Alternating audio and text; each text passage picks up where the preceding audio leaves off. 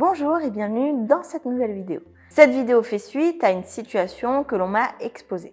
C'est une personne qui vient régulièrement aux Émirats, qui fait ce qu'on appelle des visa runs, c'est-à-dire qu'elle a un visa touriste sur un visa touriste sur un visa touriste. C'est-à-dire qu'une personne, pour rester sur le territoire des Émirats Arabes Unis, enchaîne les visas touristes afin de pouvoir y rester et y vivre. Cette personne s'est vue offrir la possibilité via un ami de faire son visa résident sous la société de cet ami pour pouvoir économiser de l'argent. Alors on va se poser comme question dans cette vidéo de savoir dans quelle mesure cette situation est ou non autorisée par les Émirats Arabes Unis.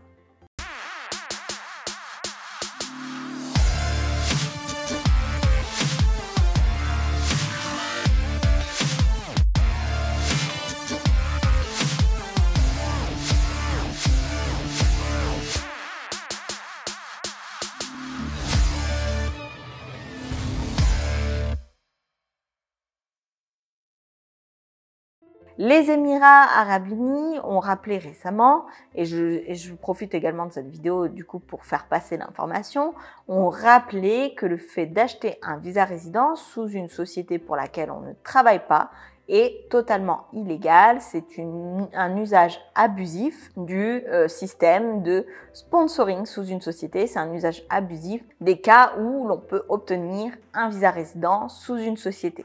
Donc, une société n'est autorisée à sponsoriser que ses chefs d'entreprise et les associés qui sont sous cette société ou les employés qui travaillent pour cette société.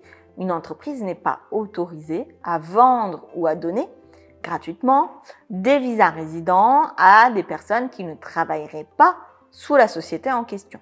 Quels sont les risques si j'achète un visa résident sous une société pour laquelle je ne travaille pas et que je me fais attraper? Si j'achète un visa résident sous une société pour laquelle je ne travaille pas, la société, comme moi-même, pourrions écoper d'une amende allant jusqu'à 50 000 dirhams forfaitaires ainsi qu'un ban temporaire ou définitif du territoire.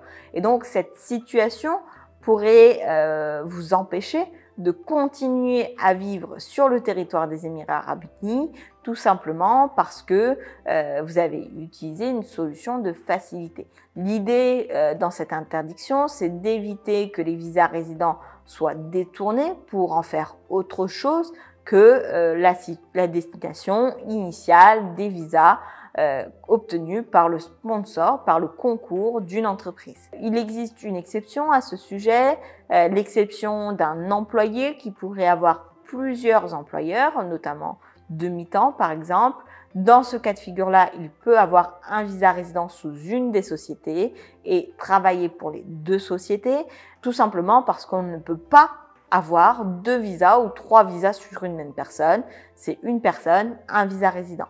Dans ce cas de figure-là, il doit avoir l'autorisation explicite et écrite de chacun des deux employeurs, mais nécessairement avoir un visa résident sous la première société veut dire qu'il va travailler pour les deux sociétés.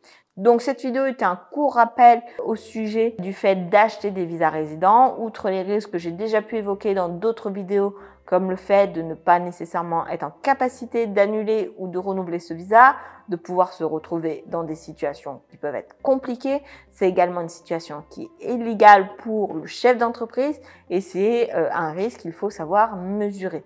Si vous avez été dans cette situation ou si vous connaissez des personnes qui ont été dans cette situation, n'hésitez pas à en faire part en commentaire afin que ça puisse servir au plus grand nombre. Sur ce, je vous souhaite le meilleur et je vous dis à très vite dans une prochaine vidéo.